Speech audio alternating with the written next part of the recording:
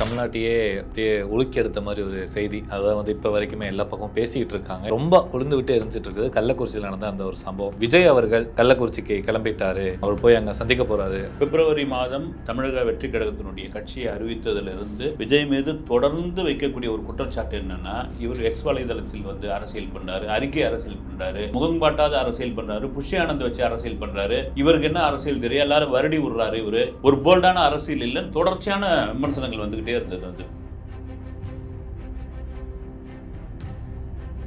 பெரிய தீயா பரவிக்கிட்டு இருக்குது கள்ளசாராயம். ஏன்னா இங்கே வந்து முழுமையான மதுவிலக்கே கிடையாது. அது இன்னும் வந்து அது பல பேருடைய உயிர் ஊசல் அடிக்கிட்டு இருக்கு. அப்புறம் கண் பார்வை போயிடுச்சு. நம்ம அந்த செய்தியெல்லாம் படிக்கும்போது எங்கேயா நம்ம இருக்கிறோன்ற ஒரு மனவேதனை ஒரு பக்கம் இருக்கும்போது விஜய் வந்து ஒரு காட்டமான ஒரு அறிக்கை ஒன்று வெளியிட்டிருந்தார். அதுக்கு ஒரு எதிர்ப்பு குரல் கொடுத்திருந்தாரு. விஜய் எப்போ போய் கிளம்பி போய் பார்க்க போறாரு அப்படின்ற மாதிரியான விமர்சனம் வந்து இப்போ கிளம்பியாச்சு.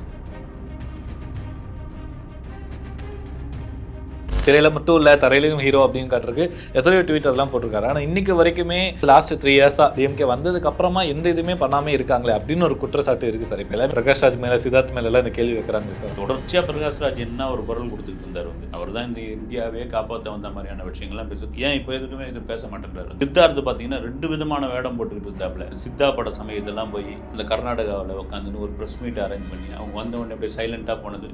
அங்கே வந்து எதிர்த்து இது பண்ண வேண்டியது. சிவராஜ்குமார் அதுக்கு வந்து ஒரு கொடுத்தார். வருகிற 2026 சட்டமன்ற தேர்தலை நாங்கள் எதிர்கொள்கிறோம் அப்படின்னு சொல்றதுக்கே ஒரு பெரிய தைரியம் வேணும். நடிகனா இருக்கும் போதே போயாச்சு. ஒரு தூத்துக்குடி துப்பாக்கி சூடுக்கும் அனிதா மரணத்துக்கும் வந்து போன விஜய் வந்து அப்போ போனது நடிகர், இப்போ போகிறது வந்து தமிழக வெற்றி கழகத்துடைய தலைவர்.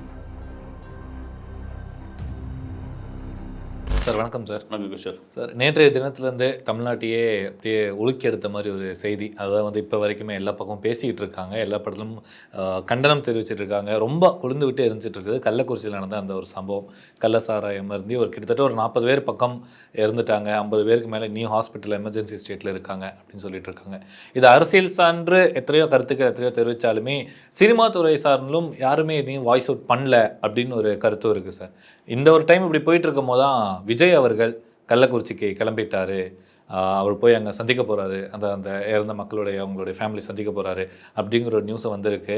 கண்டிப்பாக இதுக்கு முன்னாடி அரசியலுக்குள்ளே வரக்கு முன்னாடியே அனிதா, தூத்துக்குடி ஸ்டெர்லைட் இஷ்யூ இதில் கண்டிப்பாக போனவர் தான். ஒரு நடிகராக இருக்கும் போதே போனவர் இன்றைக்கி ஒரு அரசியல் கட்சியோட தலைவராக கிளம்பி போகிறாரு. ஸோ அந்த விஷயத்தை எப்படி சார் பார்க்குறீங்க? இதுதான் நான் இதை வந்து விஜய் கிட்ட எதிர்பார்த்தது வந்து. ஆனால் இது ஒரு துயர சம்பவம், ஒரு மிகப்பெரிய துயர சம்பவம். ஒரு என்ன சொல்கிறது, ஒரு பீகாரில் இதுக்கு முன்னாடி நடந்தப்போ கூட பார்த்தீங்கன்னா அதுக்கும் விமர்சனங்கள்லாம் இருக்குது. வந்து எதையுமே கொடுக்க முடியாது போயா, இந்த சத்தவங்களாம் நிதி இங்கே வந்து 10 லட்சம் அறிவிங்க, 20 லட்சம் அறிவிங்க.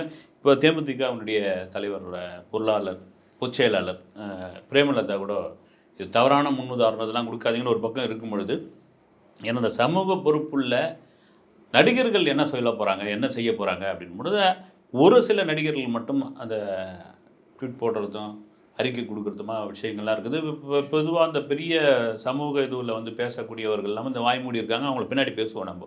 பிப்ரவரி மாதம் தமிழக வெற்றி கழகத்தினுடைய கட்சியை அறிவித்ததிலிருந்து விஜய் மீது தொடர்ந்து வைக்கக்கூடிய ஒரு குற்றச்சாட்டு என்னென்னா, இவர் எக்ஸ் வலைதளத்தில் வந்து அரசியல் பண்ணுறாரு, அறிக்கை அரசியல் பண்ணுறாரு, முகங்காட்டாத அரசியல் பண்ணுறாரு, புஷி ஆனந்த் வச்சு அரசியல் பண்ணுறாரு, இவருக்கு என்ன அரசியல் தெரியும், எல்லாரும் வருடி விடுறாரு, இவர் எல்லாரையும் வந்து இது பண்ணுறாரு, ஒரு போல்டான அரசியல் இல்லைன்னு தொடர்ச்சியான விமர்சனங்கள் வந்துக்கிட்டே இருந்தது. வந்து அது கூட நம்ம விசாரித்த வகையில் பார்த்திங்கன்னா விஜய் தரப்பில் வந்து அந்த கட்சி நிர்வாகிகளுக்கு அவர் சொன்ன விஷயம் என்னென்னா, கோட்டுன்னு ஒரு படம் ஃபைனல் ஸ்டேஜுக்கு வந்துடுச்சு, படம் ரிலீஸ் ஆகட்டும், ரிலீஸ் ஆன பிறகு முழு நேர அரசியலுக்குள் போய் மக்களை சந்திப்போம், மக்களுடைய பிரச்சனையை போய் பேசுவோம் அப்படின்னு. அது காரணம் என்னென்னா, அந்த கோட் படத்திற்கு ஏதாவது பிரச்சனை ஆகிட போகிறது, அதில் சில கோடிகள் செலவு பண்ணி அத்தனை தொழிலாளர்கள் அதில் வந்து ஒர்க் பண்ணி, குறிப்பாக வந்து அந்த டைரக்டருக்கும் ரொம்ப முக்கியமான படம், வெங்கட் பிரபுக்கும் மற்ற டெக்னீஷியன்ஸுக்கும், அந்த படத்துக்கு தலைவா மாதிரி ஏதாவது பிரச்சனை கண்டிப்பாக ஏற்படும், அதனால் வேணான்னு சொல்லிக்கிட்டு இருந்தது. ஆனாலும் வந்து இப்போ வரைக்கும் வந்து இந்த இப்போ அடுத்த வாரம் மாணவ மாணவியர்களுக்கு வந்து பரிசளிப்பு விழா வரைக்கும் பார்த்திங்கன்னா இவர் வந்து ஒரு கொட்டடிக்குள்ளேயே அரசியல் பண்ணுறவர் அப்படின்னு நான் அதான் வெயிட் பண்ணிட்டேன். சரி விஜய் இப்போ நேற்றுலேருந்து நீங்கள் சொன்ன மாதிரி ஒரு பெரிய இந்தியா முழுக்க ஒரு பெரிய தீயாக பரவிக்கிட்டு இருக்குது வந்து ஒரு கள்ளசாராயம். ஏன்னா இங்கே வந்து முழுமையான மதுவிலக்கே கிடையாது. இங்கே வந்து டாஸ்மாக் கடைகள் திறந்து வச்சுருக்காங்க. அப்படி இருக்கும்பொழுது போய் கள்ளச்சாராயத்தை குடித்து இவ்வளோ பேர் இறந்துருக்காங்க. அது இன்னும் வந்து அது பல பேருடைய உயிர் ஊசல் அடிக்கிட்டு இருக்குது. அப்புறம் கண் பார்வை போயிடுச்சு. நம்ம அந்த செய்தியெல்லாம் படிக்கும்போது எங்கேயா நம்ம இருக்கிறோன்ற ஒரு மனவேதனை ஒரு பக்கம் இருக்கும்போது விஜய் வந்து ஒரு காட்டமான ஒரு அறிக்கை ஒன்று வெளியிட்டிருந்தார். அதுக்கு ஒரு எதிர்ப்பு குரல் கொடுத்திருந்தாரு.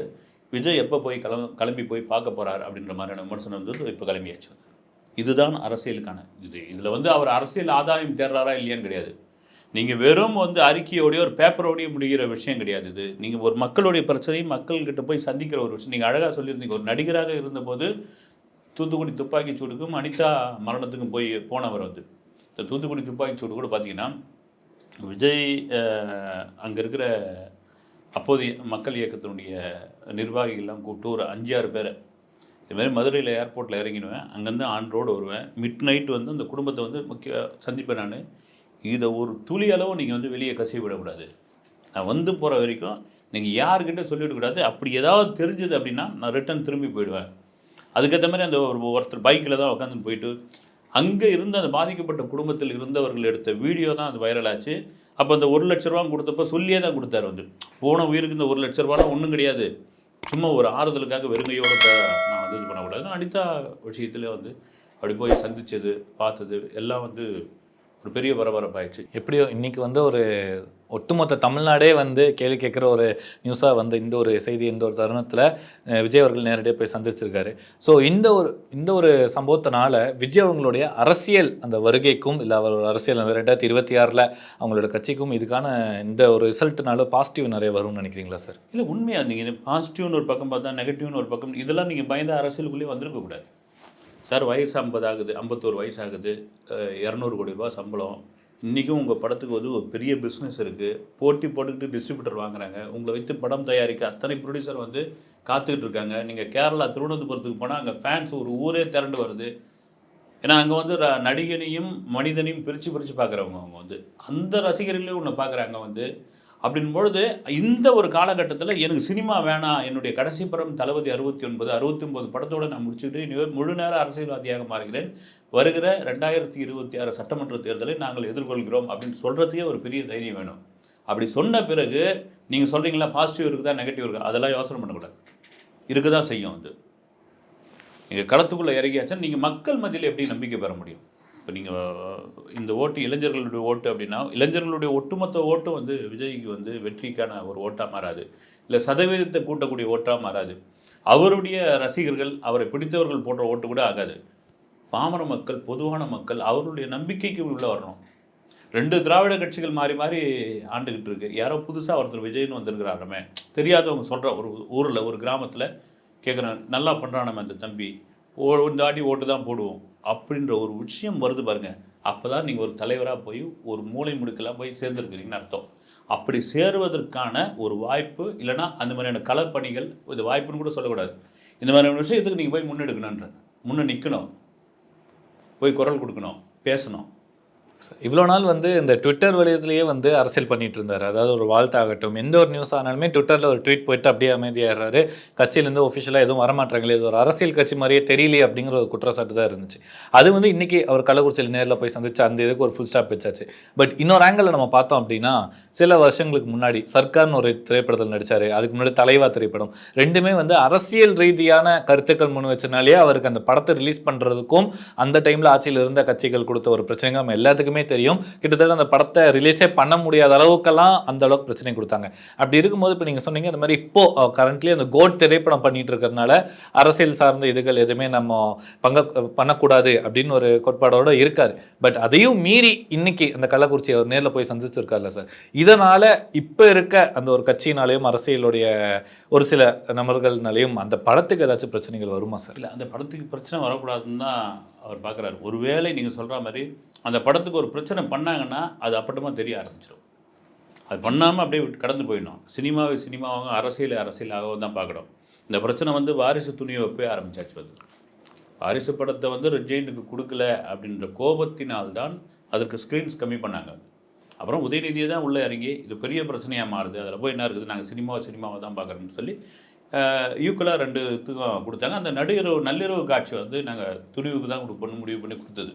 அதெல்லாம் கூட பெரிய பிரச்சனையாச்சு. அது கண்டிப்பாக இருக்கும் உங்களுக்கு. நீங்கள் ஒன்றும் இல்லை, அப்படியே கடந்த காலத்துக்கு பின்னோக்கி போங்க. வந்து விஜயை எப்போ சிஎம் நாற்காலியில் உட்கார வச்சு பார்க்கணும்னு எஸ்எஸ்சி ஒரு முடிவு பண்ண சம்பவங்கள்லாம் உண்டு.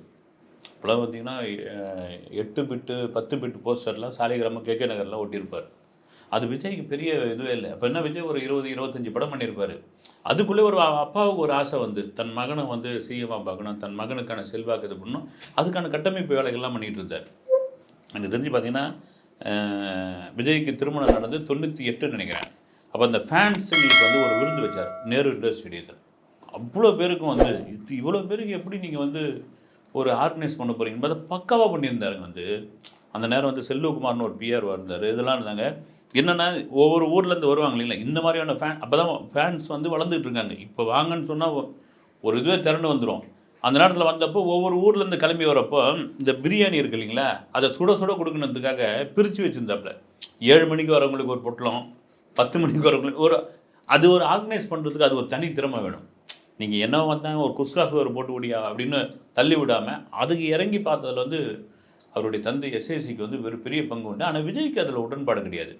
அப்புறம் கொஞ்சம் கொஞ்சமாக அந்த நீங்கள் சொல்கிற மாதிரி வெறும் ஆக்ஷன் படமே நம்ம பண்ணிக்கிட்டு இருக்குமே, ஒரு அரசியல் கலந்த படங்கள் பண்ணும்பொழுது அங்கே எங்கே பிரச்சனை ஆச்சுன்னா தலைவால் தான் எல்லாருக்கும் ஊருக்கே தெரியும்.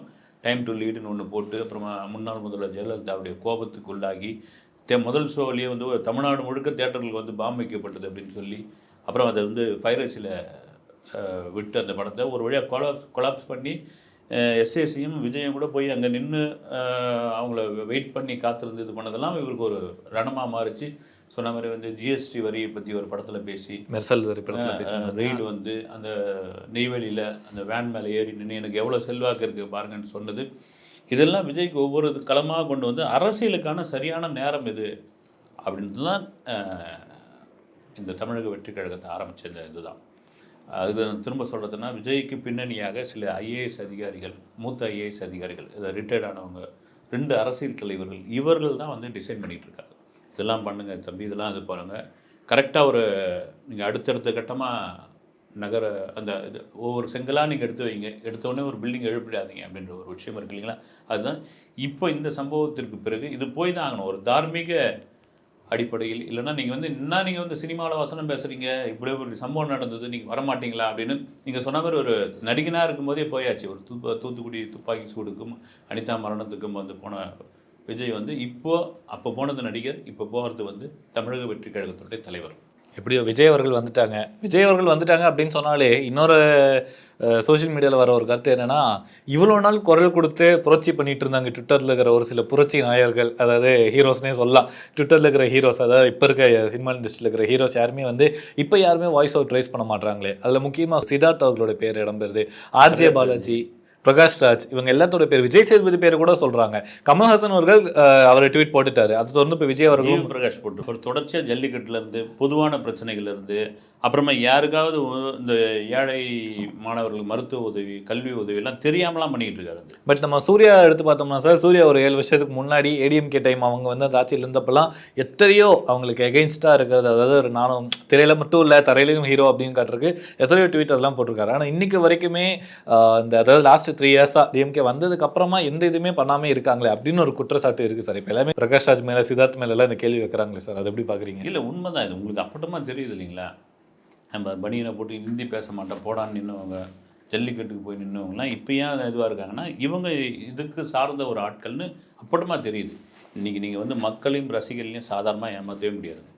இப்போ நாம் பார்த்த பார்வை கொஞ்சம் தான். இப்போ நீங்கள் பேசுனதுலாம் வந்து அதை தாண்டி அவங்க ஆழமாக பார்க்குறாங்க. அது யாரான்னு அக்குவேர் ஆணி வேறு பிரித்து பார்க்குறாங்க. தொடர்ச்சியாக பிரகாஷ்ராஜ் என்ன ஒரு குரல் கொடுத்துக்கிட்டு இருந்தார். வந்து அவர் தான் இந்த இந்தியாவே காப்பாற்ற வந்த மாதிரியான விஷயங்கள்லாம் பேசுறது. ஏன் இப்போ எதுக்குமே இது பேச மாட்டேன்றார். வந்து சித்தார்த்து பார்த்தீங்கன்னா 2 விதமான வேடம் போட்டுக்கிட்டு இருந்தாப்புல.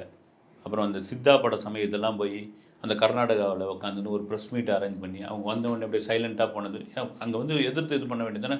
சிவராஜ்குமார் அதுக்கு வந்து ஒரு இது கொடுத்தாரு. ஏன்னா நீங்கள் சிவராஜ்குமார், ராஜ்குமார் ஃபேமிலி வந்து ஒரு தொடர்ச்சி இந்த காவிரி பிரச்சனைகள் வந்து பேசிக்கிட்டு இருக்காங்க. வந்து அவங்களுக்கு கன்னடக்கு ஆதரவாக பேசுவாங்க, தமிழுக்கு எதிரானவர்கள் அப்படின்னு அந்தந்த ஊர்லேருந்து அந்தந்த இது தான் ஆகணும். வந்து இப்போ கன்னட ரசிகர்கள், கன்னட மக்கள் வந்து அப்படி கொண்டாடுறாங்க அப்படின்னா, ஒரு புனித் ராஜ்குமார் இன்றைக்கி வரைக்கும் அப்புன்னு அழுதுகிட்டு இருக்காங்க அப்படின்னா அந்த இடத்துல இருந்து தான். அதே சமயம் சிவராஜ்குமார் என்ன பண்ணாரு, ஒரு நடிகன் வந்து ஒரு ப்ரெஸ் கான்ஃபரன்ஸ் வைக்கிறாப்புல. அவருடைய படத்துக்கு நீங்கள் உங்களுடைய எதிர்ப்பை வந்து நீங்கள் வந்து தெரிவிங்க, ஆனால் வந்து எழுந்து போங்கன்னு சொல்லாதீங்க, அது நல்லது கிடையாது அப்படின்னு சொல்லியிருந்தார். அந்த ஒரு அடிப்படை இது கூட இங்கே கிடையாது. அப்படின்னா இவர்களுக்குள்ள ஒரு அணியை உருவாக்கிறாங்க. அதிமுக அணி, நான் திமுக அணி அப்படின்னு பிரிச்சுக்கிறாங்க. இந்த இது வந்து அப்பட்டமாக தெரியுது. அப்போ அந்த திரையில மட்டும்தான் அவங்க எல்லாம் ஹீரோ. தரையில் அதெல்லாம் ஒன்றுமே கிடையாதுங்க. வந்து திரையில் மட்டும்தான் ஹீரோ. இவங்கெல்லாம் சும்மா வந்து வெத்து பேட்டா ஒரு அறிக்கை கொடுக்கறது, பேசுறது, இதெல்லாம் வந்து நீங்கள் வந்து ஒரு ஒரு களத்தில் வந்து அவங்கள நிற்க சொல்லுங்களேன் பார்க்கலாம். வந்து நிற்க மாட்டாங்க. வந்து ஒரு ஒரு ஃப்ளோவாக ஒரு விஷயத்தை வந்து ஒரு அறிக்கையை எழுத சொல்லுங்கள் பார்க்கலாம். வந்து நீங்கள் யாரோ எழுதி கொடுக்குறது தானே போடுறாங்க இவங்க. வந்து சும்மா பேசுறது மட்டும் முன்னும் பின்னும் கொஞ்சம் இது வச்சு பேசிடுறாங்க இவங்க. இல்லைன்னா அதிரடியாக ஏதோ வந்து இந்த எக்ஸ் வலைதளத்தில் ஒரு கருத்தை வந்து போட்டுருங்க. அது என்ன 144 வேர்டா அது, அதை போட்டு விட்டுறாங்க. அது வந்து இதை தாண்டி இன்றைக்கி வரைக்கும் தெரியுது வந்து பிரகாஷ்ராஜ் வந்து இயற்கை விவசாயம் இதெல்லாம் அப்போ பேசுவார். வந்து இப்போ வந்து மோடிக்கு எதிரான கருத்து சொல்லார். அது உங்கள் கருத்து ரைட்டு. இந்த சமநிலை வந்து பொதுவாகவே எல்லா இதுவர்களும் இருக்கணும். அப்போ நீங்கள் பிரித்து பார்க்குறீங்கன்னா நீங்கள் வந்து ஒவ்வொரு கட்சி சார்ந்த ஆளுன்னு வந்து அப்பட்டமா தெரிய ஆரம்பிக்கிறீங்களா? அப்போ நீங்கள் ஏன் பொதுவான ஒரு நடிகன் ஏன் சொல்லி இது சொன்னால் கோவப்படுறாங்க அவங்க ரசிகர்கள். வந்து இதுதானே உண்மை. இது தெரிய மாட்டேங்குது. வந்து இந்த ரசிகர்கள் இருக்கிறாங்க பாருங்கள், உண்மையாகவே வந்து ரசிகர்களா இல்லை அவங்க செட் பண்ண ஆளுங்களா எனக்கு உண்மையே தெரியல. திரை ஹீரோஸை வந்து எல்லாத்துலேயுமே வந்து திரையில் மட்டும் தான் கொண்டாடணும், அவங்க திரையில் வந்து ஹீரோஸ் இல்லை அப்படிங்கிறது இந்த மாதிரி சம்பவங்கள் நடக்கும்போது தான் மக்களுக்கு தெரியுது. ஸோ இதுக்கப்புறமாச்சும் அந்த ரசிகர்களாக இருக்கிற சாமானிய மக்கள் வந்து அந்த ஹீரோஸ் மேலே இருக்கிற அந்த பின்பத்தை உடைச்சு கொஞ்சம் ரியாலிட்டி புரிஞ்சுக்கிட்டாங்கன்னா நல்லா இருக்கும்னு நினைக்கிறேன். பல விஷயங்கள் பகிர்ந்துக்கிட்டே நேரம் கொடுத்ததுக்கு ரொம்ப நன்றி சார்.